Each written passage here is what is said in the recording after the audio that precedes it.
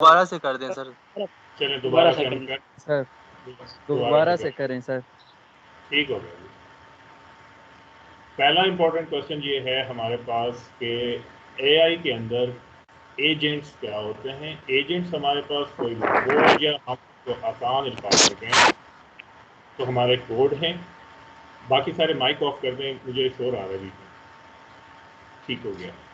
अब हमारे पास कोई भी कोड जो होगा जो हम एआई के अंदर डेवलप आउट कर रहे हैं उसको हम एजेंट्स के नाम से कर रहे हैं। हमारे लिए वो कोड इम्पोर्टेंट हैं जो प्लान अहेड कर रहे हैं कि अपनी प्लानिंग कोई भी एक्शन एग्जीक्यूट करने से पहले प्लान कर रहे हैं कि कौन सा एक्शन सबसे अच्छा रिजल्ट प्रोवाइड करेगा। इसके अंदर हम जो देखेंगे वो 3 अनइन्फॉर्म्ड सर्चेज हैं, डेप्थ फर्स्ट, ब्रेथ फर्स्ट और uniform cross searches. Agent planning उनकी क्यों ज़रूरी है? इसलिए कि अगर हमारे पास एक एजेंट है जो प्लान नहीं करता, सिर्फ गोल को देखता है और एक्शन परफॉर्म कर देता है, तो उसका नुकसान ये हो सकता है कि वो अच्छा रिजल्ट हासिल करने की जगह बुरा रिजल्ट हासिल कर ले, खाई में गिर गया यहाँ। लेकिन अगर वो प्लान करके जाएगा तो उसको मालूम है कि अगर वो आगे मूव करता है तो वो यहाँ नीचे गिरेगा और वो इस गोल को हासिल नहीं कर सकता। इसलिए हमें वो एजेंट्स चाहिए जो प्लान कर सकें। विदाउट प्लानिंग वाले एजेंट्स हम नहीं चाहते। विदाउट प्लानिंग वाले एजेंट्स कौन से हैं? उनको हम कहते हैं रिफ्लेक्स एजेंट्स। रिफ्लेक्स एजेंट क्या है? कोई भी इन्वायरमेंट से इनपुट जो रिसीव हो रही है, परसेप्ट जो हमारे पास रिसीव हो रहा है, फौरन उस पर रिएक्टिव एक्शन परफॉर्म कर देते हैं, रिफ्लेक्स एक्शन की तरह। फ्यूचर कॉन्सिक्वेंसेस को ये नहीं देखते कि एक्शन जो वो परफॉर्म करेंगे उसके नतीजे में क्या हो रहा है। दे आर जस्ट कोडेड के हार्ड कोडेड हैं एक तरह से कि जैसे ही उनको इनपुट एक गोल मालूम हुआ या इनपुट मालूम हुई, उन्होंने रिएक्टिव एक्शन परफॉर्म कर देना। ये हमारे लिए क्यों अच्छे नहीं है? क्योंकि हम चाहते हैं कि हमारे पास एजेंट जो भी एक्शन परफॉर्म करे वो जस्टिफाइड किया जा सके, रैशनलाइज किया जा सके। अब गिर जाना कभी भी हम रैशनलाइज आसानी से नहीं कर सकते। हाँ, ये इसका टारगेट था कि वो गोल हासिल करना चाह रहा है, लेकिन बाकी इसका उसने चेकआउट नहीं किया। नतीजा उसका एक्शन अच्छा होने की जगह बुरे की तरफ कन्वर्ट कर दिया। ये हम अवॉइड करना चाहते हैं। इस वजह से हमारा टारगेट था कि एक्शंस जो हैं वो प्लान होने के बाद होने चाहिए। ये एक एग्जांपल है हमारे सामने पैकमैन की गेम की। ये वीडियो अगर आपके पास जब स्लाइड मौजूद है उसमें आप चलाएंगे, देखता हूँ यहाँ पे।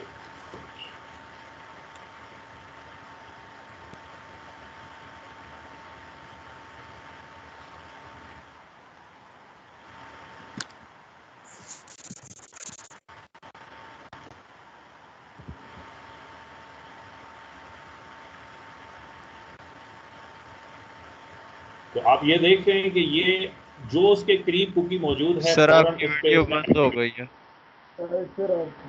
सर वीडियो बंद हो गई है सर, स्क्रीन चला गया है। स्क्रीन चला गया।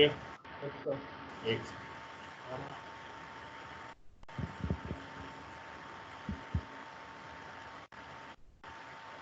अब स्क्रीन आ रही है? यस सर, आ गई सर। No sir. दोबारा से हम इसको चला लेते हैं। यस सर, आ गई है। आ गई है सर। ठीक है, ये माइक ऑफ कर दें, काइंडली माइक ऑफ कर दें।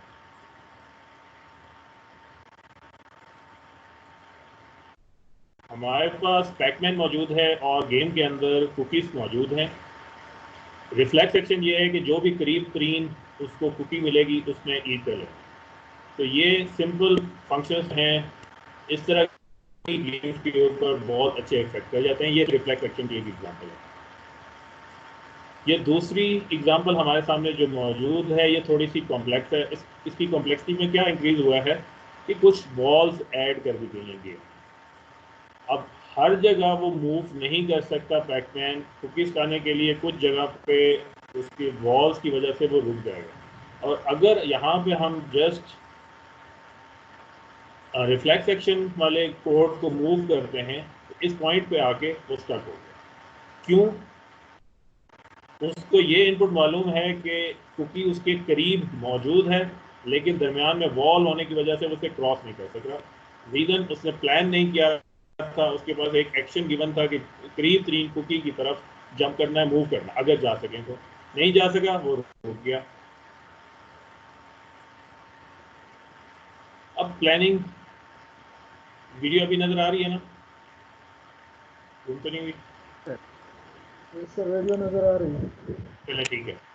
अच्छा, अब हमारे पास जो प्लानिंग करने वाले एजेंट्स हैं उनकी क्या खासियत है? उनकी खासियत में सबसे इम्पॉर्टेंट चीज़ ये है कि अपने हर एक्शन के अगेंस्ट वो एक क्वेश्चन जनरेट करते हैं, व्हाट इफ, कि अगर हम ये एक्शन परफॉर्म करें तो इसका रिजल्ट क्या होगा। कॉन्सिक्वेंसेज ऑफ एक्शंस जो हैं वो इनकी तरफ ज़्यादा देखते हैं कि पहले से देख लिया मैं 4 एक्शंस परफॉर्म कर सकता हूं, तो हर एक्शन को परफॉर्म करने के नतीजे में रिजल्ट क्या हासिल हो सकता है। अब जब हम सारी चीज़ें देखते हैं तो हम ये कहते हैं कि हम मॉडल जनरेट कर रहे हैं तमाम वर्ल्ड का जो हर एक्शन के अगेंस्ट जनरेट हो सकता है। अब यहाँ पे कुछ क्वेश्चन आते हैं कि जो फास्ट नहीं होते, जो एजेंट की प्लानिंग जो है वो फास्ट नहीं होगी, उनमें ऑप्टिमैलिटी का प्रॉब्लम। और जब हम ऑप्टिमल लाने की कोशिश करेंगे तो हमें कंप्लीट प्लानिंग की ज़रूरत पड़ेगी। कंप्लीट प्लानिंग के अंदर इश्यूज जो है वो है कि हमारे पास देर लगेगी कंप्यूटर्स को पूरा प्लान करते हुए। सेम इसी तरीके से प्लानिंग और रीप्लानिंग, क्या एक दफ़ा प्लानिंग काफ़ी होगी या एक दफ़ा से ज़्यादा प्लानिंग करना लाजमी पड़ सकता है। अब ये एक और एग्जांपल्स है हमारे सामने।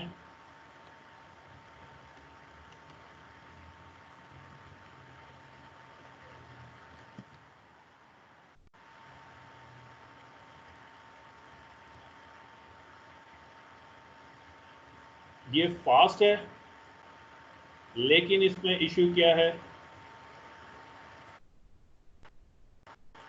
कि ऑप्टिमल नहीं आएगा। इसके मुकाबले में दूसरा कंप्लीट है, यानी ऑप्टिमल तो वो हो जाएगा जब कंप्लीट होगा, लेकिन वो बहुत देर लगा रहा है। काफ़ी टाइम एग्जीक्यूट होने के बावजूद वो स्टार्ट में ही है, अपना पूरा इन्वायरमेंट सर्च कर रहा है, और सर्च जब कंप्लीट हो जाएगी उसके बाद वो एग्जीक्यूट करेगा। रिजल्ट अच्छा आएगा लेकिन देर बहुत लगा रहा है।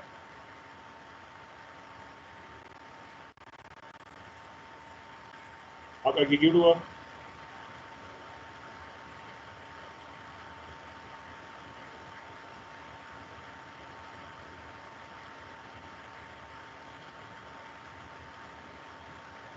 तो हमारे सामने सर्चिंग के अंदर भी प्रॉब्लम है कि हमने फास्ट सर्चिंग करनी है, कंप्लीट सर्चिंग करनी है। इनमें से अगर कौन सी वाली जो है वो सबसे पहले पिक करनी। इसी वजह से हमारे पास सर्चिंग जो है वो एआई का एक मेन प्रॉब्लम कंसीडर किया जाता है।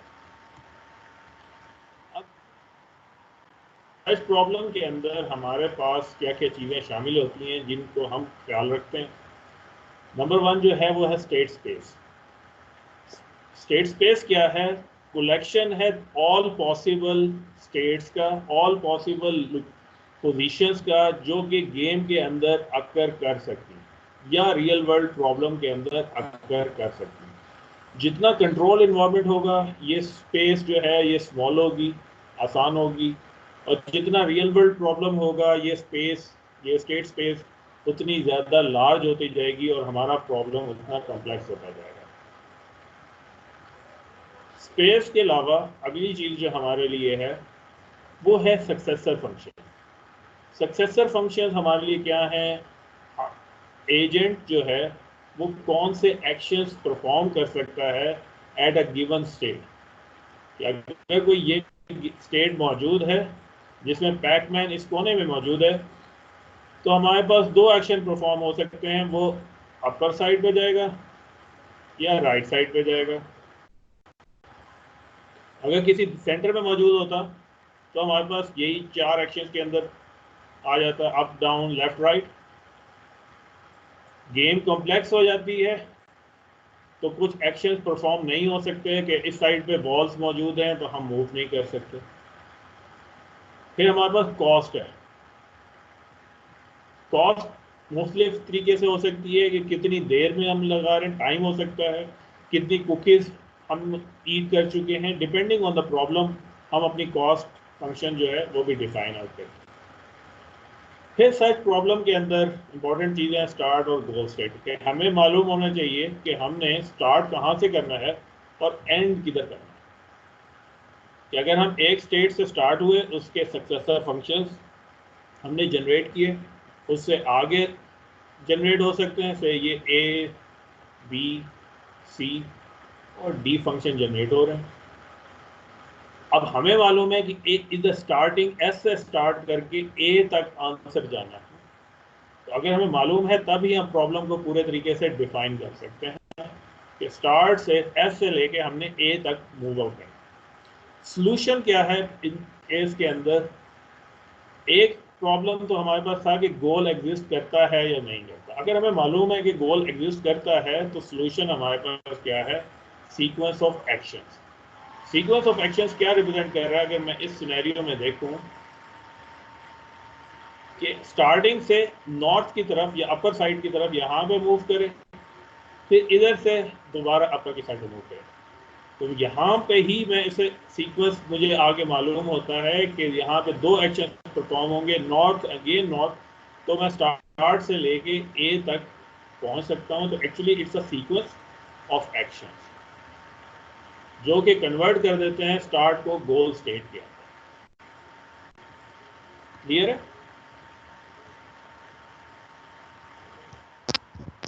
Yes sir. ठीक हो गया। अब हम देखते हैं यस सर। सर्च प्रॉब्लम्स को मॉडल्स में कैसे कन्वर्ट करें। हमारे पास बुक की एग्जांपल थी जिसमें रोमानिया का एक नक्शा बना हुआ है और एक सिटी से एलेट से बुकरेस्ट तक हमने ट्रैवल आउट करना। अब जब इसे हमने मॉडल में करना है, कन्वर्ट करना है, तो हमें हर एक चीज़ को अलग-अलग राइट डाउन करना है कि इस प्रॉब्लम के अंदर स्टेट स्पेस क्या है, गोल टेस्ट क्या है, सॉल्यूशन क्या होगा। स्टेट स्पेस हमारे पास क्या है? डिफरेंट सिटीज़ हैं। सक्सेसर फंक्शन क्या है? एक सिटी से हम कहाँ कहाँ जा सकते हैं, उसमें उसकी कनेक्टेड रोड्स हो जाएंगी। और अगर हम एक्स्ट्रा कॉस्ट ऐड करना चाह रहे हैं तो ये हमारे पास कि डिस्टेंस कितना हम ट्रैवल आउट कर रहे हैं, डिफरेंस हमारे पास कॉस्ट साथ ऐड हो जाएंगे। ये सारे सक्सेसर फंक्शंस के आगे। अब हमें जब हम प्रॉब्लम डिफाइन कर रहे हैं तो हमें स्टार्ट और एंड का भी मालूम होना चाहिए कि हमने कहाँ से स्टार्ट करना है और कहाँ रीच करना है। अब सॉल्यूशन हमारे पास डिफरेंट है। प्रॉब्लम उन हर सॉल्यूशन जो रिक्वायरमेंट है उससे बदल जाएगा। अगर हम ये चाह रहे हैं फास्टेस्ट जाए तो हमारे पास कॉस्ट फंक्शन जो होगा वो स्मॉलेस्ट रोड होगा कि वो हो सकता है ये रोड आ जाए। दूसरा कॉस्ट फंक्शन हमारे पास हो सकता है हम चाहते हैं कि उस रोड से जाएं जिधर हमारे पास ट्रैफिक कम से कम हो, तो अमाउंट ऑफ ट्रैफिक जो है वो कॉस्ट बन जाएगा। तो डिपेंडिंग कि हम किस किस्म की हर्डल उसके अंदर ऐड कर रहे हैं और वो कॉस्ट के अंदर कन्वर्ट करके चले जाएगा। गेम के अंदर देखें अगर हम, अब इस गेम के अंदर स्टेट क्या है, स्टेट स्पेस क्या है? पैकमैन पूरे इस तस्वीर के अंदर किसी भी लोकेशन में आ सकता है। तो उसको ग्रिड के तौर पे एक्स वाई बना के हम राइट डाउन कर सकते हैं कि वाई एक्स, तो ये पॉइंट 0 0 हो जाएगा। ये अगर हमारे पास 6 7 कुछ 7 0 7 हो जाएगा। तो हमारे पास स्टेट्स क्या हैं, लोकेशंस हैं जहां हम इसको प्लेस कर सकते हैं। एक्शन हमारे पास नॉर्थ साउथ ईस्ट वेस्ट या अप डाउन, लेफ्ट, राइट हम कर सकते हैं। सक्सेसर फंक्शन क्या है कि एक पोजीशन से वो कहाँ जा सकता है बेस्ड ऑन दीज एक्शन। तो यहाँ से वो अपर मूव कर सकता है, डाउन मूव कर सकता है, इस साइड पे वो मूव नहीं कर सकता, क्यों? वॉल है। और अब प्रॉब्लम जो है, हमने कहा पाथिंग है, पाथ फाइंड आउट करना है।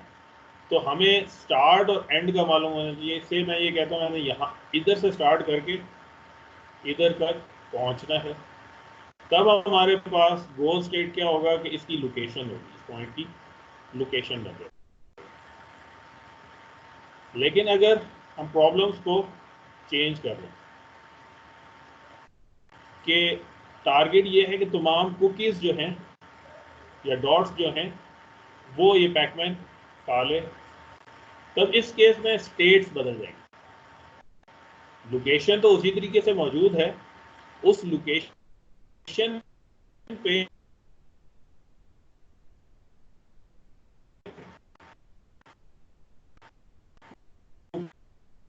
कुकी मौजूद है, इसी तरीके से है कि वो किधर आउट हो सकता है। सर आवाज सही नहीं आ रहा। है आप मेरी नहीं, हेलो, अब आइए मेरी आवाज, कोई एक काम करके बता दो मुझे। Yes sir. अच्छा, अब यहाँ पे हमारा गोल टेस्ट क्या है? गोल टेस्ट हमारे पास ये है कि तमाम कुकीज़ जो हैं वो ये पैकमैन कंप्लीट कर चुका है, खा चुका है या नहीं खा चुका। सिर्फ हमने प्रॉब्लम्स को चेंज किया, हाफ प्रॉब्लम से ईट ऑल डॉट्स या ईट ऑल कुकीज़ में, तो हमारे पास गोल टेस्ट भी जो है वो बदल गया। सक्सेसर फंक्शन सेम रहे, स्टेट पे जो इंफॉर्मेशन है वो बदल गई। तो हमारे ओवरऑल डेस्टिनेशन जो हमने हासिल करना है, जो गोल हासिल करना है, उसकी बेस पे ये दो चीज़ें भी चेंज होती जाएंगी। अब अगर आप 2048 का प्रॉब्लम बना रहे थे जो हमने क्लास में देखा था कि अगर दो एलिमेंट्स ऐड आउट कर रहे हैं तो उसके अगेंस्ट भी आपको इसी तरीके से डिफाइन करना पड़ेगा कि नंबर ऑफ स्टेट्स क्या होंगी। स्टेट उसी तरीके से जैसे ये एक पोजीशन बन गई है, कोई भी स्टेट हो सकती है। कितनी स्टेट्स हो सकती हैं? कोई भी नंबर यहाँ पे ऐड हो सकता है। तो ये जितने खाने हमारे पास मौजूद हैं ये तमाम रिप्रेजेंट करेंगे कि हमारे पास हर एक डिफरेंट वैल्यू के साथ डिफरेंट स्टेट होगी। एक्शन हम इसी गेम की तरह चार एक्शन भी परफॉर्म कर सकते हैं, अप, डाउन, लेफ्ट और 4 8 आ जाए, या हम कम रखना चाहते हैं तो से हम कह लेते हैं आसानी के लिए टाइल नंबर 16 आ जाए। अब उसकी बेस पे हमारे पास ये हर वैल्यू के ऊपर एक इंफॉर्मेशन भी रखनी पड़ेगी, स्टेट अगेंस्ट रिजल्ट क्या, स्कोर क्या, वो इंफॉर्मेशन भी हम यहाँ पे राइट डाउन कर सकते हैं। अब देखते हैं कि इन्होंने कैसे कैलकुलेट आउट किया।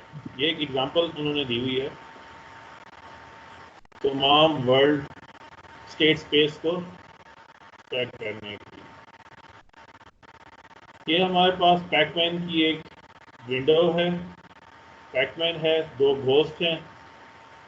अगर हम यहाँ देखें पोजीशंस कितनी हैं,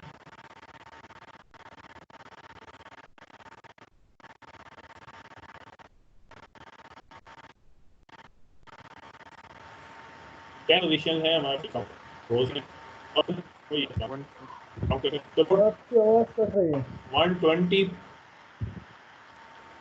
टोटल जो है हमारे पास 120 हो जाएंगी। 10 पोजीशंस हैं हमारे पास रो में मूव करते वक्त, और 12 पोजीशंस हैं हमारे पास कॉलम में मूव करते वक्त। फूड काउंट, ये कुकीज़ हमारे पास कितनी है, तो हम देख सकते हैं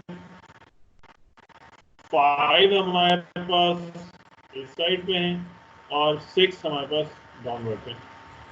तो हमारे पास टोटल 30 फूड काउंट्स हैं।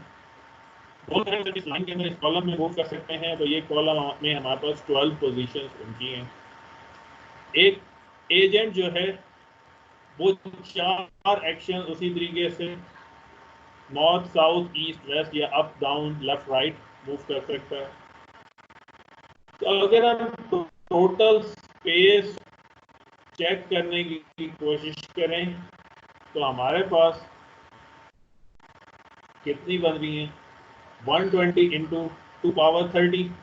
2 पावर 30 क्यों हमारे पास आया है? 30 हमारे पास फूड काउंट है और 2 हमारे पास की कुकी खाली है, ये कुकी मौजूद है। सेम इसी तरीके से 12 पावर 2 और हर पोजीशन के बाद 4 एक्शन परफॉर्म किए जा सकते हैं। तो मल्टीप्लाई बाय 4 यहाँ बताने का सिंपल चीज ये है कि स्टेट के पास बहुत लार्ज है एक स्मॉल प्रॉब्लम के लिए भी। स्टेट स्पेस बहुत स्मॉल है, तो जैसे ही प्रॉब्लम मजीद कॉम्प्लेक्स होता चला जाएगा तो स्टेट स्पेस उतनी ज्यादा इंक्रीज होती जाएगी। जितनी स्टेट स्पेस इंक्रीज करेगी हमारे लिए प्रॉब्लम सिर्फ पाथ फाइंडिंग का है तो हमारे पास स्टेट सिर्फ 120। प्रॉब्लम हमारे पास डॉट्स को ईट करने का है, तो इस वक्त हम देख सकते हैं घोस्ट इसमें एंटर नहीं हो सकते, तो सिर्फ 120 into 2 power 30 different type of states generate हो सकती है। ये बहुत ज़्यादा वैल्यू है। अब अगला क्वेश्चन है कि हमें इन्हें ग्राफ में रिप्रेजेंट करना है।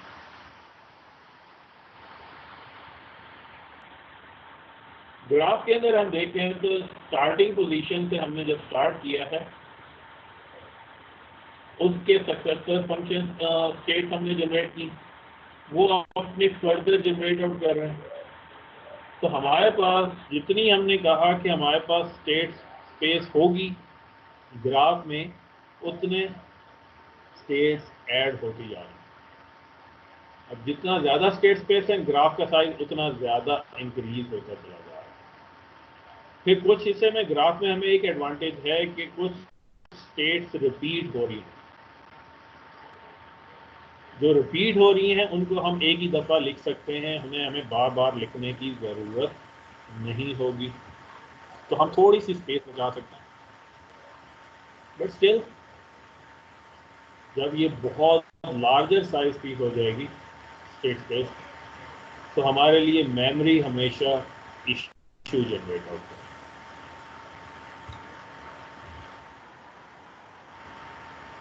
अब ये स्पेस को देखें, अगर हम इस ग्राफ के अंदर ऐसे हम स्टार्ट करके ई पे भी पहुंचते हैं और डी के रास्ते के थ्रू भी हम ई तक पहुंच पा रहे हैं। हमारे पास एक से ज़्यादा रास्ते हैं, ये इस एग्जांपल में हमारे पास 2 हैं।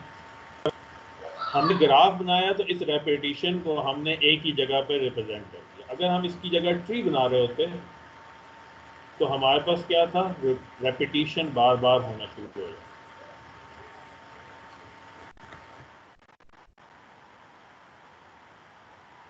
और रेपिटेशन हो जाए तो एक एग्जांपल आपको दिखा देता हूँ, उसके अंदर क्या प्रॉब्लम है। 4 स्टेट ग्राफ है, एस से जी पे जा रहे हैं तो हमारे पास मुख्तलिफ ऑप्शन बन सकते हैं, एस से ए, एस से जी। जब ए पे गए हैं तो ए से बी, बी से जी, और जब बी पे पहुंचे हैं तो वापस ए पे भी आ सकते हैं। एस से ए से बी, बी से ए, और सेम इसी तरह बी से एस से बी, ए बी ए, ये बार बार रिपीट होना शुरू हो जाते हैं। नतीजा क्या होगा, हमारे पास ट्री जो है वो बहुत ही इनफाइनाइट साइज का होना शुरू होगा। That is again a problem for us.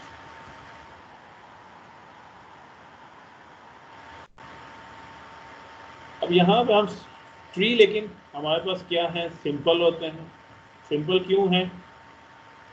Tree जो है वो स्पेशल फॉर्म होती है ग्राफ की, जिसमें हर एज मौजूद है। एज एक ब्रिज एज होता है। अगर इस ब्रिज एज को निकाल दें, अगर हम इस ब्रिज एज को निकाल दें तो डिस्कनेक्शन क्रिएट हो जाती है, यानी नोड्स जो हैं वो सारे अलग होने शुरू हो जाएंगे। लेकिन आसानी क्या है कि अगर हम एक ग्राफ को ट्री में कन्वर्ट करके लिखते हैं तो हमारे पास मूवमेंट व्यू जो है, जो हम देख सकते हैं कैसे वो मूव कर रहा है, वो सिंपल हो जाए कि एजेंट ने अगर एक्शन परफॉर्म करना है नॉर्थ या ईस्ट, कैसे परफॉर्म कर रहा है। एक लेवल, ये दोनों एक लेवल पे आ गए, उससे अगली जो वैल्यूज थी उससे अगले लेवल के ऊपर आना शुरू हो गए, तो हमें प्रेजेंटेशन जो है वो हमारे लिए सिंपल हो जाती है।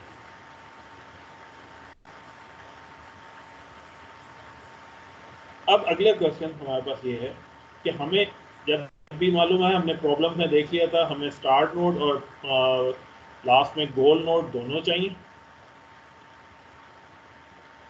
और सेकेंड चीज कि अगर ट्री का साइज बहुत ज़्यादा लार्ज हो जाता है तब हमारे पास ट्री सर्च भी अगेन प्रॉब्लम्स क्रिएट कर देती है। यहाँ हम देखें तो एक अच्छी चीज जो हमें नजर आएगी क्या है कि सर्च ट्री जो है, each node in a search tree is entire path in the graph. तो हम एक पॉइंट से मूव कर रहे हैं S to D, D to E, फिर E to F, sorry R to F, F to G, वो पूरा एक पाथ जनरेट कर रही हैं जो हम ट्री के थ्रू। लेकिन हमने अगले पॉइंट्स को इग्नोर किया है, रेपिटेशन को इग्नोर कर। टारगेट हमारा क्या है, ये क्यों करना चाह रहे हैं हम कि हम कंस्ट्रक्ट कर सकें एज लिटिल एज पॉसिबल। आसान सर्च ट्री है, तो पहले हम सर्च ट्री को ही देखेंगे। सर्च ट्री के साथ आने वाली एग्जांपल्स में हम कर आ रहे हैं। अब हमें सर्च ट्री के अंदर तीन चीज़ों की ज़रूरत है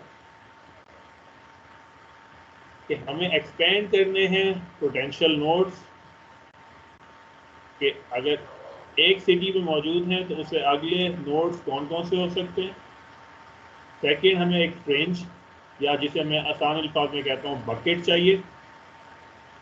और ट्री एक्सपेंड करने के बाद कौन सा नोड सबसे पहले बकेट के अंदर हमने ऐड करना है, ये इंफॉर्मेशन चाहिए। से फॉर एग्जांपल पहले एरेड सिटी आया, ए हम इसे कह रहे हैं, फिर हमने इसको निकाल के इसके जितने चिल्ड्रंस थे S, T एंड Z वो राइट डाउन किए। फिर इनमें से कोई एक पिक करना है, से S पिक किया, तो उसके जितने चिल्ड्रंस हैं वो सारे बकेट्स के अंदर ऐड कर दिए। अभी ये सिर्फ थ्योरी है कि हम क्या करना चाह रहे हैं। अब एक सिंपल एल्गोरिथम देखते हैं कि ट्री सर्च एग्जीक्यूट कैसे होगी। यहाँ तक क्लियर है तो बता दें मुझे, तो ये माइक ओपन करके। क्लियर है सर। यस सर, क्लियर है। ठीक हो गया। अब यस सर। हम देख रहे हैं इस एल्गोरिथम को। एल्गोरिथम दो इनपुट ले रहा है, एक है प्रॉब्लम और एक है स्ट्रेटजी, और रिटर्न बैक कर रहा है सॉल्यूशन या फिर फेलियर के हमें रिजल्ट हासिल नहीं हो सकेगा। पिछली एग्जांपल में भी देखें, जो सिटी है, हमने प्रॉब्लम हमारे पास क्या था, गोल सिटी को हमने फाइंड आउट करना था। स्ट्रेटजी है कि हमने बकेट में से वैल्यूज रिसीव या पिक कैसे करनी है। सॉल्यूशन सीक्वेंस ऑफ एक्शंस और फेलियर्स, क्या सीक्वेंस ऑफ एक्शन अप्लाई करने के बावजूद भी हम गोल तक पहुंच सके या नहीं पहुंच सके। अब सबसे पहला काम, जो स्टार्टिंग स्टेट थी उसको बकेट के अंदर ऐड कर देना। बकेट स्टेट में ऐड करने के बाद जो हमने एक लूप के अंदर ऑपरेशन परफॉर्म करना है वो ये चेक करना है क्या बकेट खाली तो नहीं है। अगर बकेट खाली हो चुकी है तो सिंपल फेलियर भेज देना है। कि हमें रिजल्ट फाइंड आउट नहीं हो सका। अगर बकेट खाली नहीं है तो जो भी हमने स्ट्रेटजी पेश की है उस स्ट्रेटजी की बेस पे हमने बकेट से नोड पिक करना है। पिक करने के बाद उसको चेक करना है वो गोल स्टेट तो नहीं है क्या। जैसे इस वक्त बकेट में सिर्फ एस है तो एस को चेक किया क्या यही गोल स्टेट है। अगर तो है तो हमने सॉल्यूशन रिटर्न बैक कर देना। अगर हमारे पास ये गोल स्टेट नहीं है, एल्स कंडीशन एग्जीक्यूट होती है, तब हम क्या करने जा रहे हैं कि हम इस नोड के चिल्ड्रंस को एक्सपेंड कर रहे हैं। जितने भी चिल्ड्रंस होंगे उन सबको हमने उठा के बकेट के अंदर ऐड कर देना। तो इम्पोर्टेंट आइडिया इस पूरे एल्गोरिथम में हमारे सामने क्या है, बकेट जिसे फ्रिंज का नाम दिया जा रहा है, एक्सपेंशन कि हमने उसके चिल्ड्रंस को कैसे एक्सपेंड करना है, नोड को कैसे एक्सपेंड करना है, उसके चिल्ड्रंस जनरेट करने, और जो चिल्ड्रंस बकेट में मौजूद हैं उनको किस स्ट्रेटजी के तहत पिक करना है, बकेट से निकालना है। तो मेन क्वेश्चन हमारे पास सारा इस मेथड्स के अंदर, सर्चिंग मेथड्स के अंदर जो प्रॉब्लम है वो है कि हमने बकेट में से जो एलिमेंट्स मौजूद हैं उन्हें किस तरतीब से निकालना है। वो तरतीब हमारी पूरी स्ट्रेटजी बनाएगी और वो हमारे डिफरेंट एल्गोरिदम्स एक एल्गोरिदम को दूसरे एल्गोरिदम में कन्वर्ट भी करेगी। अब हम एक सिंपल सा प्रॉब्लम देख रहे हैं।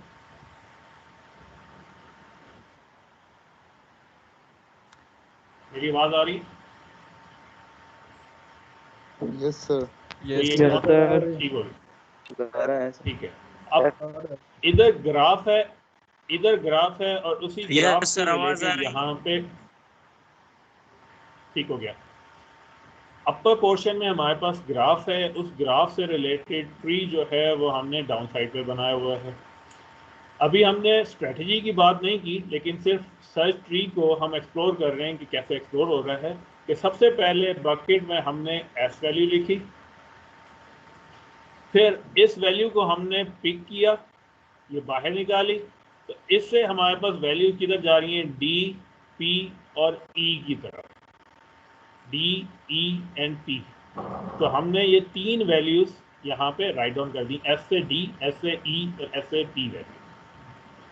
अब ये तीनों वैल्यूज बकेट के अंदर हमने ऐड कर दिया, डी, ई एंड पी। अब जो भी हमारे पास स्ट्रेटजी है, हम यहाँ स्ट्रेटजी अभी डिफाइन नहीं कर रहे, अभी हम कह रहे हैं किसी भी स्ट्रेटजी के तहत हमने इनमें से कोई एक पिक कर लिया। से एस टू डी वाली वैल्यू जो है वो पिक कर ली। जब डी पिक हो गया, डी बकेट में से निकल गया, अब बकेट में रिमेनिंग रह गए हैं ई और पी।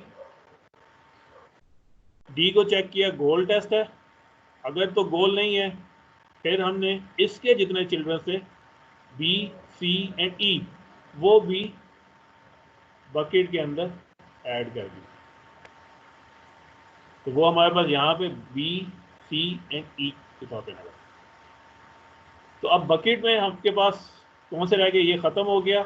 ये सारे जिन पे टिक लगे हुए हैं ये बकेट के अंदर मौजूद हैं। तो इनमें से कोई एक पिक हुआ, इस केस में ई पिक हुआ और वो आगे मूव करते चला गया। तो स्ट्रेटजी क्या है, दोबारा से हम देखें।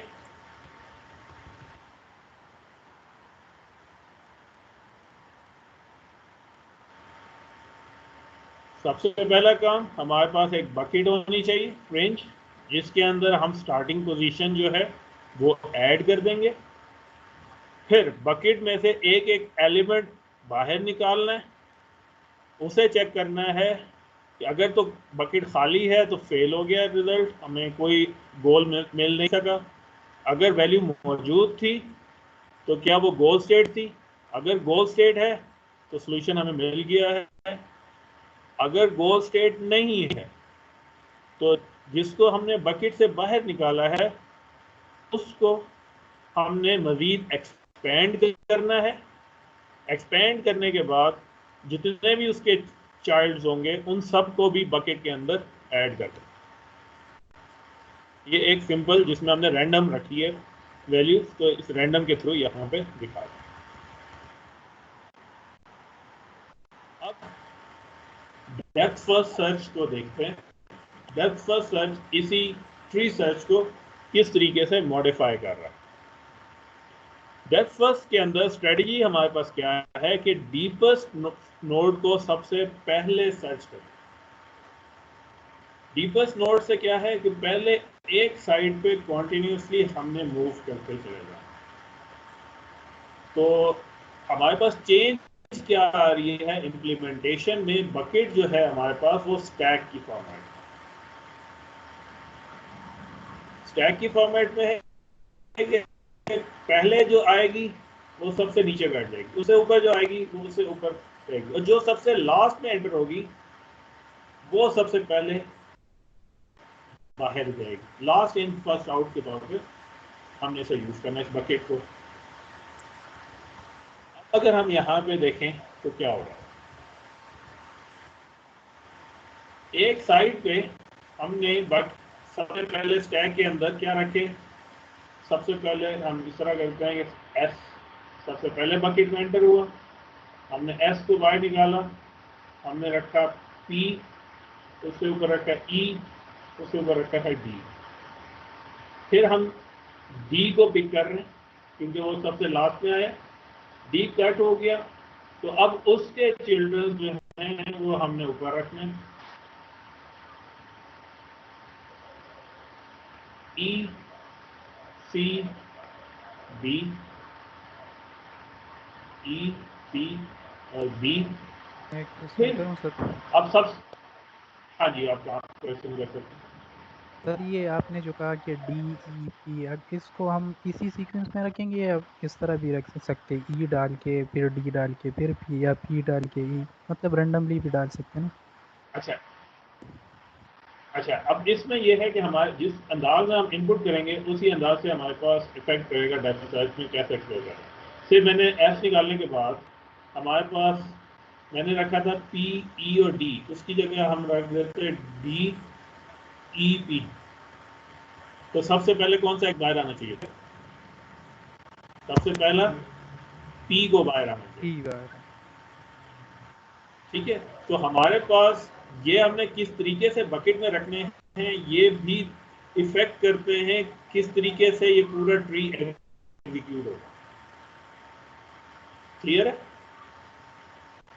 Yes sir. कि अगर आपने पहले पी रखा तो पी सबसे नीचे चला गया, पहले डी रखते तो डी सबसे पहले नीचे चला जाता, पी पहले एग्जीक्यूट हो जाता। तो डिपेंडिंग कि कौन पहले गया है, किस तरतीब से गया है, उसकी वजह से स्टैक की शेप भी हमारे पास बदल जाएगी कि हमने ये वाली स्टैक यूज कर रहे हैं या ये स्टैक यूज कर रहे हैं। इस एग्जांपल में हमने ये वाली स्टैक यूज की है कि पहले पी ई फिर डी एंटर किया, और फिर जब डी एंटर किया था सबसे लास्ट में था वो, तो सबसे पहले डी को बाहर निकाला, उसके चिल्ड्रंस जो थे इस साइड से राइट साइड से लेफ्ट की साइड पे रख रहे हैं, ई सी और बी, ई सी और बी रख दिए।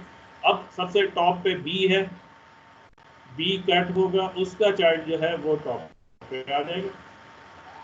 अब उसका कोई चाइल्ड फर्दर नहीं है, ए कट हो गया। अब बकेट में हमारे पास सबसे टॉप पे कौन है? सी मौजूद है। तो अब बारी किसकी होगी? सी की आती है। फिर सी के चाइल्ड जो हैं, अब सी के चाइल्ड फिर अगेन ए है, ए हम राइट डाउन कर रहे हैं। और इसके बाद जब हम ए का कोई नहीं था चाइल्ड, कट हो गया, तो अब हम देखते हैं सी भी कट हो चुका था, ई हमारे पास आ गया। ई को कट करते हैं तो उसके चिल्ड्रन जो हैं सेम इसी तरीके से हम कंटिन्यूसली राइट डाउन करते हैं। तो डेप्थ फर्स्ट सर्च के अंदर हमारे पास क्या चीज एग्जीक्यूट हो रही है कि हम ग्राफ में एक डायरेक्शन में पहले मूव कर रहे हैं, उसके बाद दूसरी साइड्स को एक्सप्लोर कर रहे हैं। क्लियर है? यस सर क्लियर है। ठीक हो गया। अब हम देखते हैं इनकी प्रॉपर्टीज डेप्थ फर्स्ट सर्च के साथ। प्रॉपर्टी के लिए हमने किसी भी एल्गोरिथम को देख रहे हैं तो हमारे लिए 4 क्वेश्चन आते हैं। कंप्लीट है, ऑप्टिमल है, टाइम कॉम्प्लेक्सिटी इसकी कितनी बन रही है, और स्पेस कितनी ले रहा है कि बकेट में हमारे पास हमें कितने लार्जर साइज की बकेट की जरूरत है। सर बहुत अच्छी एग्जांपल के तहत हमें यहाँ दिखाया गया एक ट्राइंगल बना के।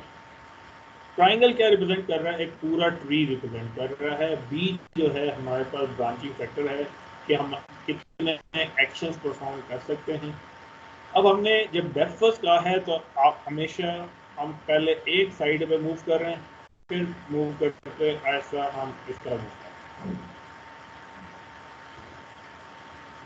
तो अब हमने देखना है सबसे पहले कि हम कितने वर्स्ट के सिनेरियो में, टाइम कॉम्प्लेक्सिटी में वर्स्ट के सिनेरियो में हम कितना देर लगाएंगे अगर जिसे हम ढूंढ रहे हैं वो इस कोने में मौजूद है। और हम पहले इस साइड को पहले देखें। इसका मतलब है हमें पूरा ट्री सर्च आउट करना पड़ेगा। तो पहले ट्री हमें सिर्फ एक नोड, उसके बाद 2 नोड, फिर ये हर 2 ने 2 किए तो बी स्क्वायर हो गया। तो वैल्यूज जो है एट द एंड तक जाते हुए हमारे पास लास्ट पे बी पावर एन तक हम जाते। इन सब को सम करना पड़ेगा। सम करते हैं तो हमारे पास वैल्यू जो है वो और big O of B power N तक वर्स्ट केस सिनेरियो हमारे पास चला जाता है। इट मीन्स हमें पूरा का पूरा ट्री सर्च करना पड़ेगा। जितनी उसकी डेप्थ होगी, डेप्थ बढ़ती जाएगी, ये वैल्यू बहुत तेजी के साथ इंक्रीज करती चली जाएगी। दूसरा क्वेश्चन एक और आता है हमारे पास कंप्लीटनेस का। Excuse me sir. हाँ जी सर ये ट्री के लिए तो हमेशा हमारे पास इस तरह नहीं होता कि अगर वो हमारे पास लेट सपोज यहाँ पे फर्स्ट नोड है तो उसके आगे से 2 चाइल्ड्स होंगे और उसके बाद आगे से उसके फिर 4 चाइल्ड्स होंगे। वो बी स्क्वायर की फॉर्म में तो हमारे पास नहीं चल रहा होता। तो यहाँ पे फिर बी की पावर एम का मतलब तो ये है कि उनकी स्क्वेयर्स में उनके चाइल्ड्स चल रहे हैं। ये हम देख रहे हैं यहाँ पे एक ये देखते हैं कि आपके पास सबसे पहले एक नोड है। एक नोड की अगर हम सिर्फ सपोज कर रहे हैं ब्रांचिंग जो है वो 2 है, बी की वैल्यू 2 है। ये बी जो ओके है sir. Number of branches, B जो है ये नंबर ऑफ ब्रांचेज हैं कि हम एक्सपोज कर रहे हैं ये सिर्फ 2 ब्रांचेज हैं। फिर इसके बाद हर एक की 2 ब्रांचेज हैं, बस केस में सारे के सारे पूरे हो रहे हैं। तो अब कितनी हमारे पास इस लेयर पे मौजूद है? 4। इस पर कितनी थी? 2। इस पर कितनी है? 1। अब इससे आगे हम जाते हैं तो हर एक के फिर 2।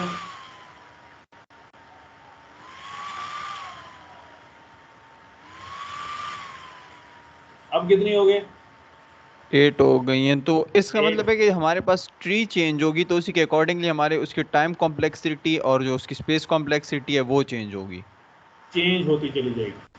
अब प्रॉब्लम इसमें क्या है कि ट्री का साइज बड़ा होता जाए, स्टेट स्पेस बड़ी होती जाएगी। हमने यहाँ देखा था स्टार्ट में, दोबारा वापस आते हैं।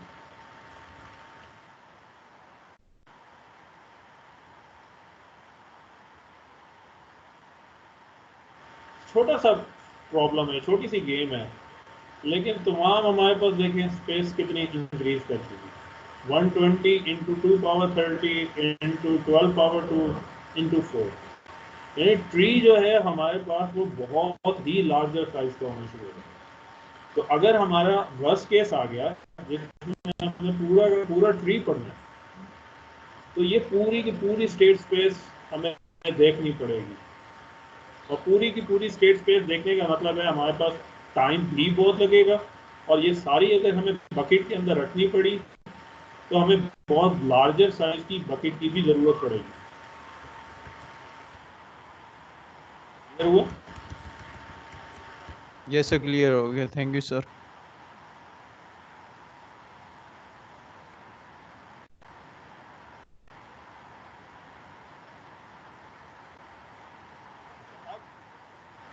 अगला क्वेश्चन आ गया कंप्लीटनेस का। अब ट्री हमने कहा बहुत लार्जर साइज का, फिर भी हम सपोज ये करते हैं गेम है, सिर्फ गेम है तो हम कह रहे हैं कंट्रोल इन्वायरमेंट है। कंट्रोल इन्वायरमेंट में हमारे पास फाइनाइट स्टेट्स ही होंगी, बहुत ज़्यादा लार्ज नहीं होंगी लेकिन एक लिमिटेड हद तक होगी। और उस लिमिटेड अगर है तब हम ये कहते हैं कि हम सारा ट्री सर्च कर सकते हैं।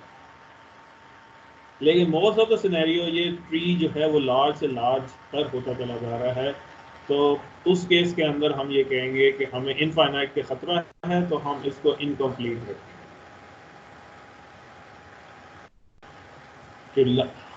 क्योंकि अदरवाइज लार्ज स्पेस मुसलसल लूप में आ रही है, तो एक ही साइड हम मुसलसल आगे चलते चले जा रहे हैं और वो ख़त्म होने का नाम नहीं ले रही, तो नतीजा ये होगा कि हम स्टक हो जाएंगे और यहाँ सेकंड पे आंसर मौजूद था जो हम पिक नहीं कर सकते। इस वजह से हमने इसे नॉर्मली इनकम्प्लीट यूज करें। ऑप्टिमल, अब प्रॉब्लम ये है कि ऑप्टिमल है या नहीं। अब मेरे पास दो सॉल्यूशन मौजूद है। अब ये एक साइड से सर्च कर रहा है, एक साइड से सर्च कर रहा है, तो पहले हो सकता है इसको डाउन वाला मिल जाए, ये नहीं मिला। सबसे पहले इसको सबसे डाउन वाला था और हमने यही सपोज किया कि ट्री बहुत लार्जर हो सकता है, तो जैसे ही सॉल्यूशन मिले हमने रिटर्न बैक कर देना है। तो हम देख सकते हैं कि ये सॉल्यूशन जो है ज़्यादा करीब था और ये डाउन वाला जो है ये बहुत दूर है। अब ये इस वजह से ऑप्टिमल सॉल्यूशन नहीं ला सका, सब ऑप्टिमल। ये ऑप्टिमल सॉल्यूशन है क्योंकि ये स्टार्ट से करीब है, ये स्टार्ट से दूर है, तो दूर वाला आंसर उसे पहले मिल गया है। इस वजह से हमने इसकी ऑप्टिमैलिटी को भी नो कर दिया है। ये आंसर जो है सब ऑप्टिमल रिजल्ट भी हमें ला के दे देगा। यही देखें एग्जाम्पल को कि हम साइड से कवर करते आ रहे हैं, पहले हमें ये वाला आंसर मिल गया। अगर तो हम इसे कंप्लीट जाने देते हैं तो हम इसको भी फाइंड आउट कर सकते हैं, लेकिन हमने यही कहा कि जो पहले आंसर मिल जाए वहीं पे स्टॉप कर दें, यानी यहाँ से ही आंसर रिटर्न कर दें। तो ये दूर है स्टार्टिंग पोजीशन से और ये करीब था, लेकिन क्योंकि हम पहले डेप्थ देख रहे थे और एक साइड पूरी कवर कर रहे थे, तो ये आंसर पहले हमें मिल गया। तो नतीजा क्या हुआ, हमारे पास सब ऑप्टिमल रिजल्ट मिला, ना कि ऑप्टिमल रिजल्ट मिला। अब सेकंड क्वेश्चन, हमें स्पेस कितनी है जरूरत है। अब हम देख रहे हैं हमारे पास स्टैक हम यूज कर रहे थे, हर पिछली वैल्यूज कट होके अगले दो जो हैं वो हम जो ब्रांचेस थी वो स्टैक के अंदर हम राइट डाउन कर रहे हैं, और फिर उसके बाद साइड वाले इसकी ब्रांचेस हम नहीं देख रहे, सिर्फ इसकी अगले दो ब्रांचेस जो हैं वो हम बकेट के अंदर ऐड कर रहे हैं। फिर इसकी ब्रांच नहीं देखेंगे, इसकी जो ब्रांचेस थी उनको हम बकेट के अंदर ऐड करते चले जा रहे हैं। तो हमें फुल ट्री रखने की ज़रूरत नहीं पड़ रही, b⁻m की जगह हम उसका एक स्मॉल पोर्शन जो है वो एट अ टाइम बकेट में रख सकते हैं। तो हमारी बकेट रिक्वायरमेंट जो है टाइम कॉम्प्लेक्सिटी के मुकाबले में कम है, that is b multiply by m instead of b power. तो हमारे स्पेस कम होने की वजह से एटलीस्ट ये प्रैक्टिकली ज़्यादा यूज़ किया जाता है as compared to other techniques. अब कंप्लीट हमने पहले डिस्कस कर दिया क्योंकि ये इनफाइनाइट हो सकता है, तो उस इनफाइनाइट होने की वजह से हम इसे इनकम्प्लीट में रखते हैं। जैसे ही आंसर मिल जाए वहीं से आंसर वापस कर दें। हम इसे मॉडिफाई कर सकते हैं कि हर सूरत में हमें मालूम है कि फाइनाइट सेट होगा तो पूरा ट्री सर्च आउट किया जाए, सिर्फ एक आंसर पे रिटर्न बैक ना करें। इन दैट केस ये बहुत स्लो भी हो सकता है क्योंकि इसे फिर पूरा ट्री रीड करना। ऑप्टिमैलिटी हमने कह दिया, आंसर से नहीं प्रोवाइड करते हैं, तो सब ऑप्टिमल रिजल्ट ये प्रोवाइड करेगा। इसी वजह से इसको नो का आंसर दिया जाता है। डेप्थ फर्स्ट के मुकाबले में दूसरी टेक्निक हमारे पास जो है वो है ब्रेड्थ फर्स्ट। दोनों ब्लाइंड सर्च हैं। ब्लाइंड तो जो इंफॉर्मेशन जो ग्राफ मौजूद है हम सिर्फ उसी पे रिलाई कर सकते हैं, कोई और हेरिस्टिक हमारे पास मौजूद नहीं है। अब यहाँ क्या टेक्निक अप्लाई की जा रही है, यहाँ हमने शैलोएस्ट नोड को पहले देखना है, जो पहले मौजूद है नोड उसको हमने पहले देखना है, डेप्थ वालों को बाद में देखना है। तो लेवल वाइज हम इसको देखने जा रहे हैं। और बकेट हमारे पास यहाँ पे अब स्टैक ही नहीं, एक simple Q, first in first Q के तौर पे यूज है।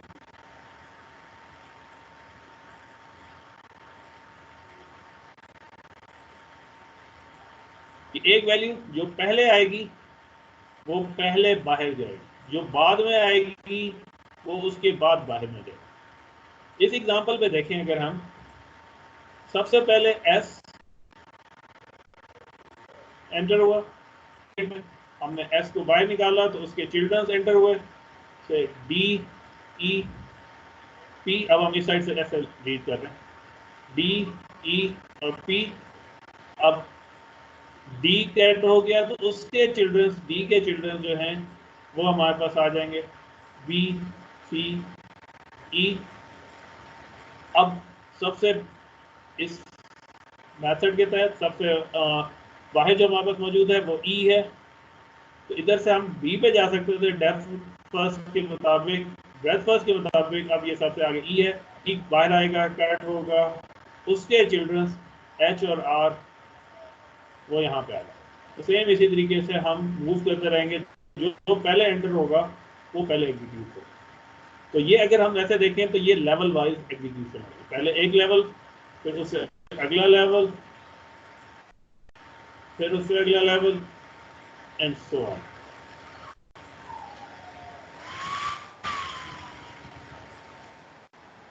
इसकी प्रॉपर्टीज देख लें। डेप्थ फर्स्ट के मुकाबले में यहाँ एक एडवांटेज आया, डेप्थ फर्स्ट साइड पे कवर कर रहा था तो उसको पहले ये रिजल्ट मिला, अगर इस साइड से आ रहा है, ये लेवल वाइज पूरा करता आ रहा है तो इसको वो पहले मिला है सॉल्यूशन जो के स्टार्ट के ज़्यादा करीब था। तो ये हर दफ़ा ऑप्टिमल रिजल्ट लेके आता है। अगर दो मौजूद है तो जो ऑप्टिमल है, ऑप्टिमल क्योंकि स्टार्ट के करीब है तो वो पहले उसको मिलता है और सब ऑप्टिमल बाद में मिलता है। और हमने जैसे ही मिला रोक दिया तो हमें आंसर जल्दी मिल गया। इसी वजह से हमने इसे ऑप्टिमैलिटी। जी पूछें सर। अगर वो ऑप्टिमली हमारे लेफ्ट साइड पे होता तो वो दूसरे वाला बेहतर सही उसको पहले फर्स्ट फाइंड कर लेता। अगर वो यहाँ पे होता, ठीक है, लेफ्ट साइड पे दूसरा होता ये तो नीचे वो होता। Depth first. Yes sir. हाँ, डेप्थ फर्स्ट जो है अगर पहले मौजूद होता, डेप्थ फर्स्ट का ये है कि उसको इस साइड पे जो पहले मिलेगा अपनी तरतीब से आते हैं। अगर हम दूसरी तरतीब से आते, यहाँ से आते तो उसको पहले ये मिलता। अब उसकी डायरेक्शन बहुत इंपॉर्टेंट होगी थी, किस डायरेक्शन में जा रहा था, ठीक है। इस वजह से अक्सर वो रिजल्ट जो है, अगर ये स्पेशल केस है, हर केस नहीं है, स्पेशल केस में वो वर्स को पहले उठा। दूसरा केस हो सकता है कि जो उसके पास भी उसकी डायरेक्शन में पहले आंसर मिल जाता तो पहले वो आंसर ले लेता। इसी वजह से वो बहुत ज़्यादा यूज भी होता है। बात समझ गए? Yes sir. ये रिपीट कर दूं? ये यस सर, रिपीट कर समझ दूं? आ गई है, आ गई है समझ। ठीक हो, ठीक हो। Excuse me sir. हाँ जी पूछें। सर कुछ सिनारियों में ब्रेथ फर्स्ट वाला ऑप्टिमल है और कुछ सिनारियों में वो डेथ फर्स्ट वाला ना, तो हम ऑप्टिमल की बात क्यों करते हैं इसमें? ऑप्टिमल क्या चीज़ है? ऑप्टिमल हमारे पास ये है कि जो स्टार्टिंग से गोल कौन सा करीब है, एक G1 है और एक G2 है, ठीक है। मुझे ये ढूंढना है कि G1 करीब है या G2 करीब है। अब मैं जिस तरीके से ट्री को पढ़ रहा हूँ वो तरीका कार उसके रिजल्ट पे इफेक्ट डाल रहा है। डेप्थ फर्स्ट में मैंने एक साइड पे पढ़ता आ रहा था, ठीक है, मैं एक डेप्थ में पहले जाता था, फिर वापस आता था, फिर करता था। नतीजा क्या हुआ, दो गोल थे, जो दूर वाला था वो मुझे पहले मिल गया, दूर वाला सर मुझे पहले मिल गया तो मैंने पहले वाला गलत किया। जी जी।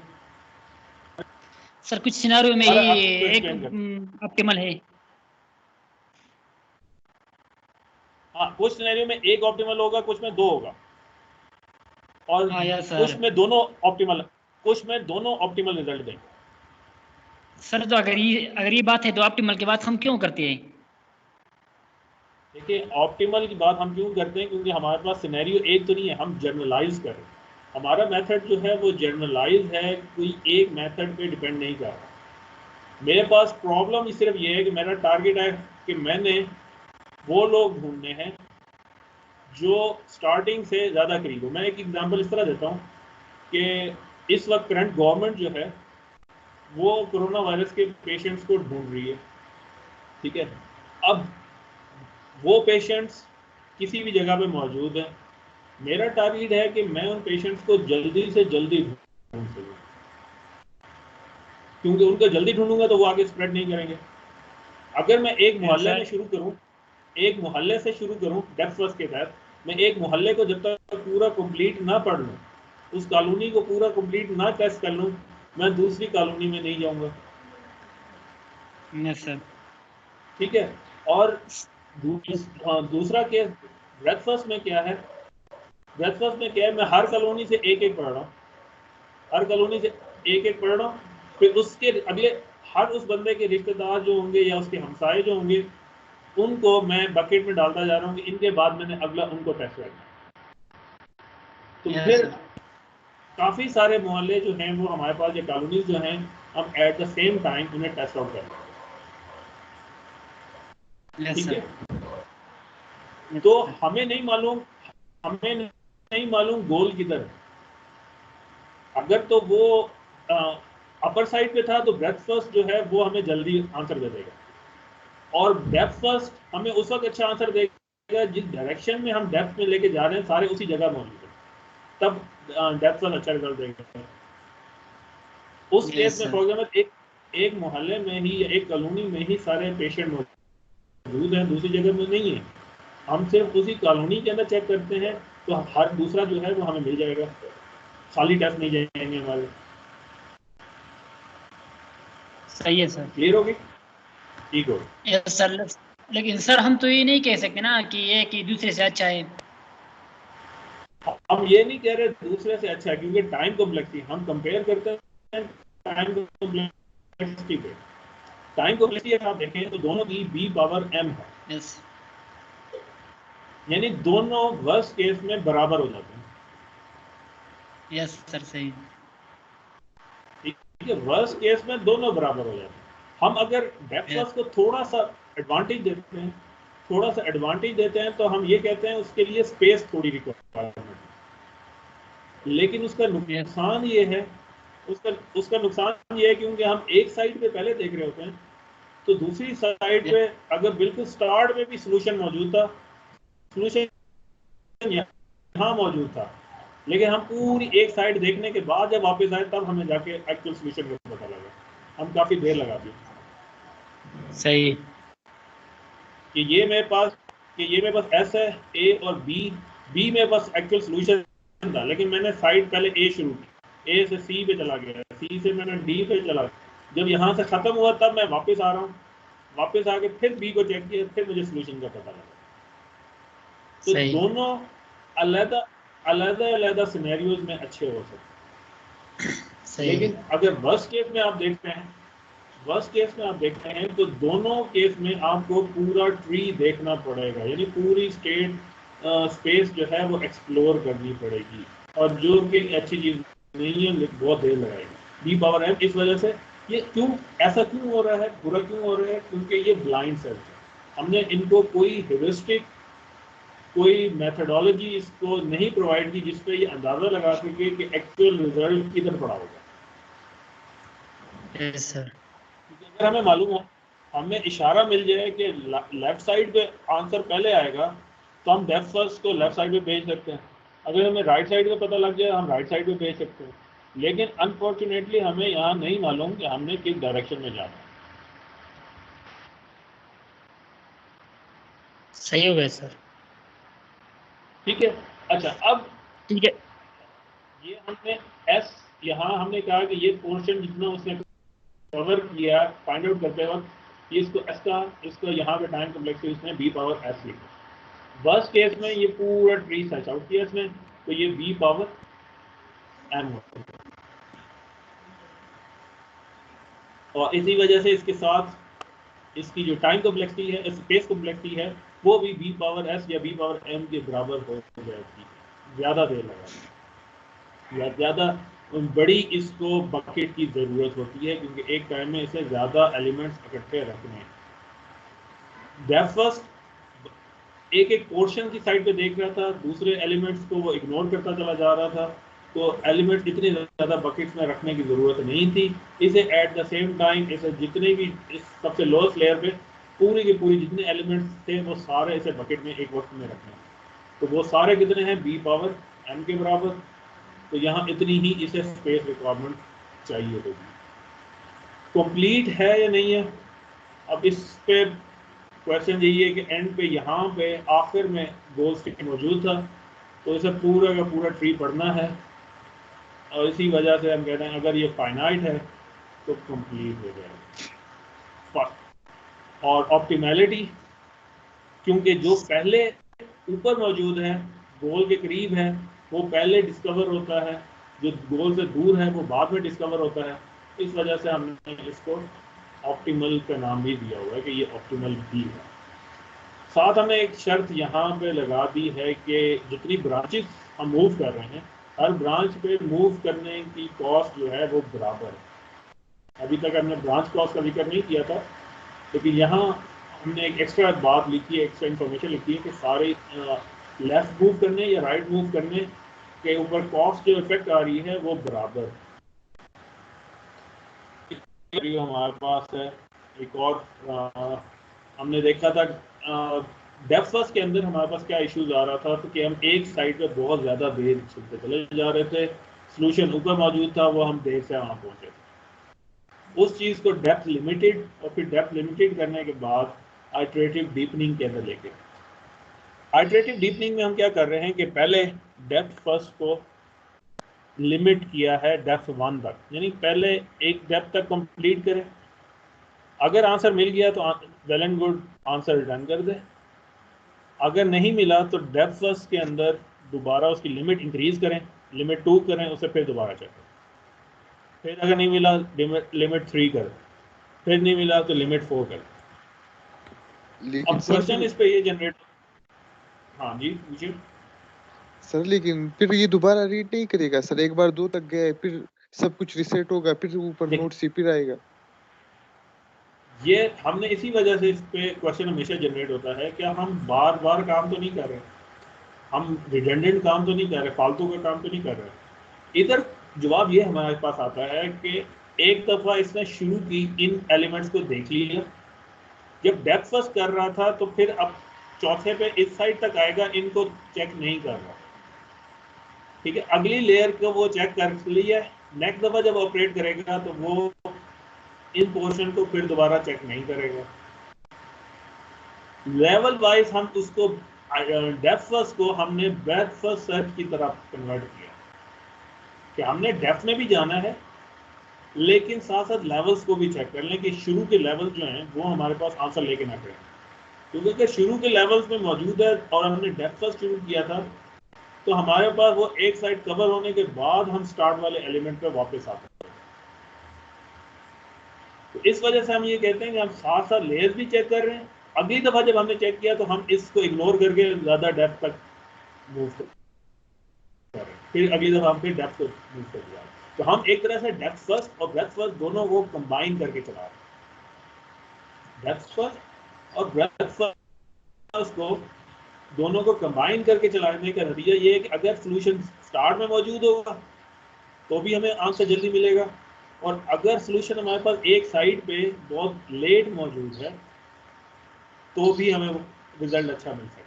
अब यहाँ पे प्रॉब्लम क्या है, इस साइड की जगह सोल्यूशन इस साइड पे, राइट साइड पे, लेफ्ट की जगह राइट साइड पे हो और हम एक्सप्लोर लेफ्ट साइड से कर रहे हैं, तो फिर प्रॉब्लम हुई आ गया कि हम ट्री को बार बार सॉर्ट आउट कर रहे हैं, तो ये वर्स्ट के सिनेरियो में फिर खराब हो जाता है। गुड सिनेरियो में अच्छा रिजल्ट देगा, लेकिन वर्स्ट केस के अंदर फिर इसके सॉल्यूशन जो हैं देर लगा। लेकिन हम ये कह रहे हैं कि मोस्ट प्रॉब्लम जो हैं वो एक साइड पे अकर करेंगे, तो इस वजह से ये आइडिया काफ़ी कामयाब हो जाता है। अब अगला प्रॉब्लम हमारे पास है कि अगर हमारे पास डिफरेंट ब्रांचेस पे जाने की कॉस्ट जो है वो डिफरेंट हो जाए, तब यही एल्गोरिथम किस तरीके से परफॉर्म करेगा।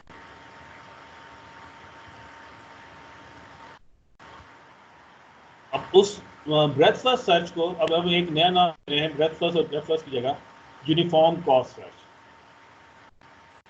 यूनिफॉर्म कॉस्ट सर्च में हमने एक नया कंसेप्ट लेके आ गया, चीपेस्ट कॉस्ट मेथड। तो जो कॉस्ट जिस पे वैल्यू सबसे कम आएगी उसको हमने सबसे पहले पिक करना।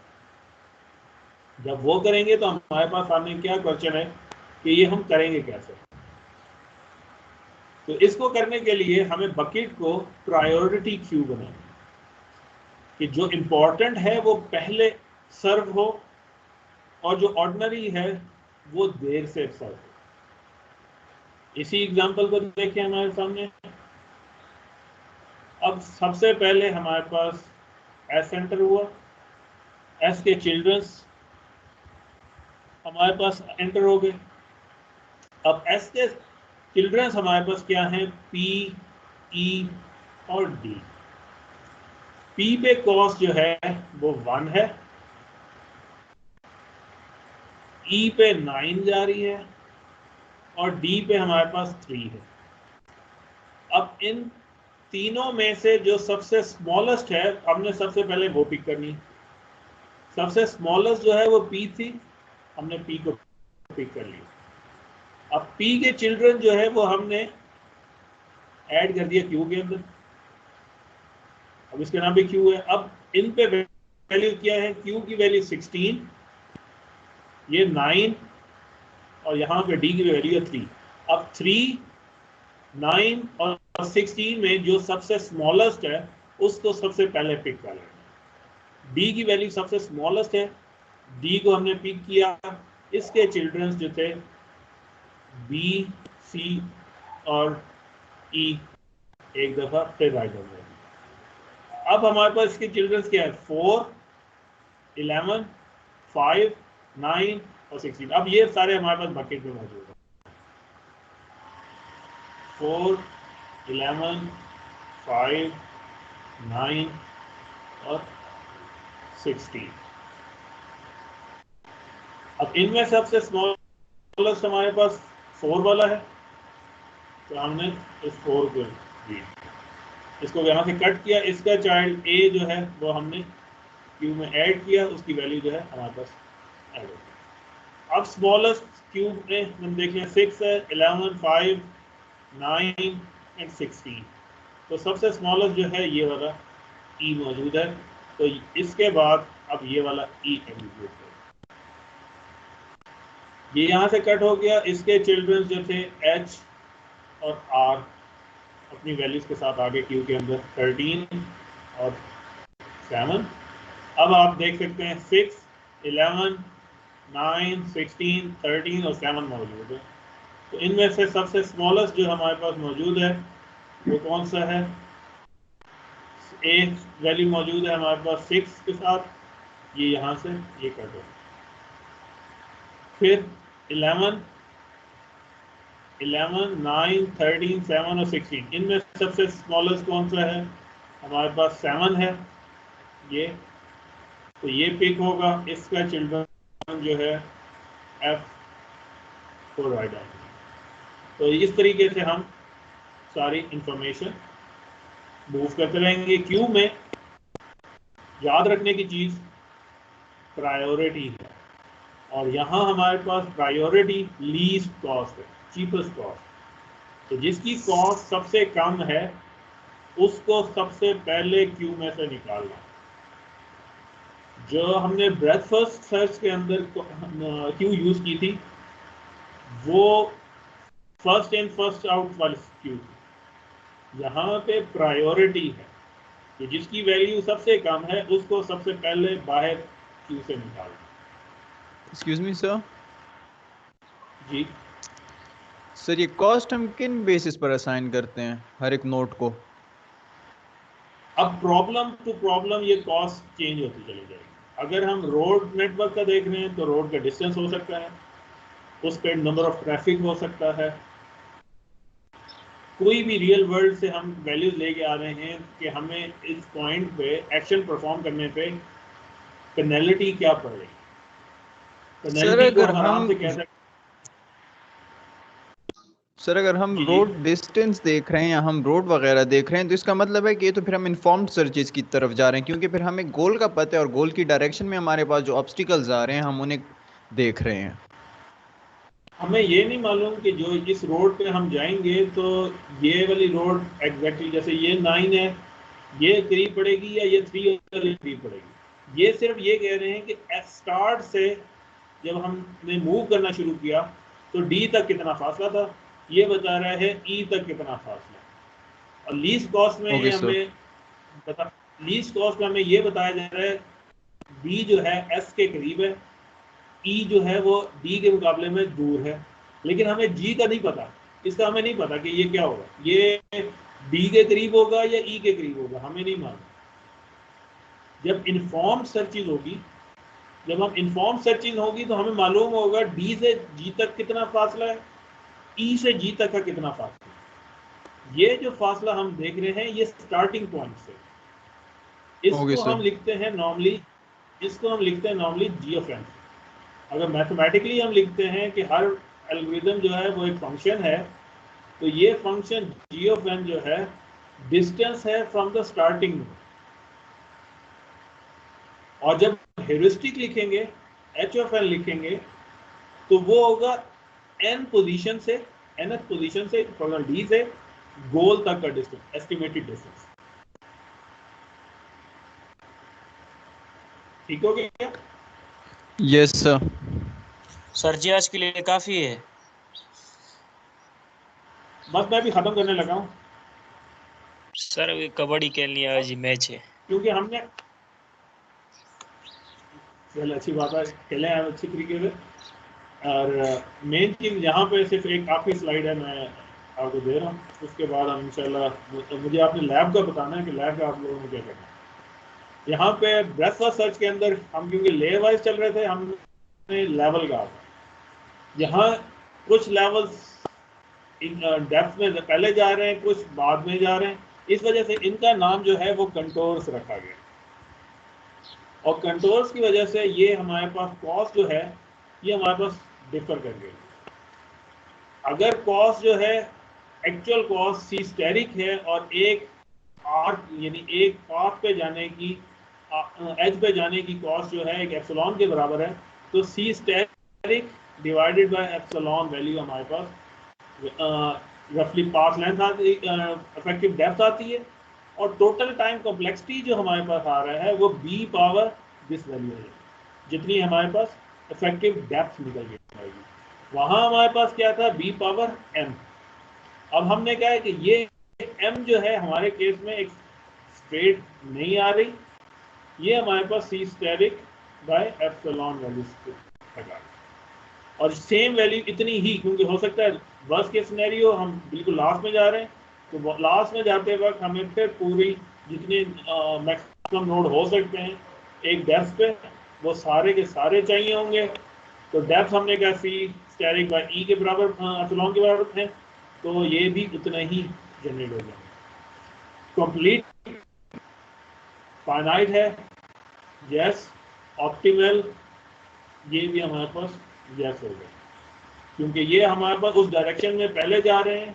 अगर इसको ये पहले मिल गया उसके बावजूद ये अपनी क्यू को पूरा करते हुए दूसरा भी ढूंढ लेगा, तो ऑप्टिमैलिटी जो है इस केस के अंदर कवर हो जाती है, जो कि डेप्थ फर्स्ट के अंदर अक्सर नहीं हो पा रही। चलिए यहाँ तक हम ख़त्म कर रहे हैं, ठीक हो गया।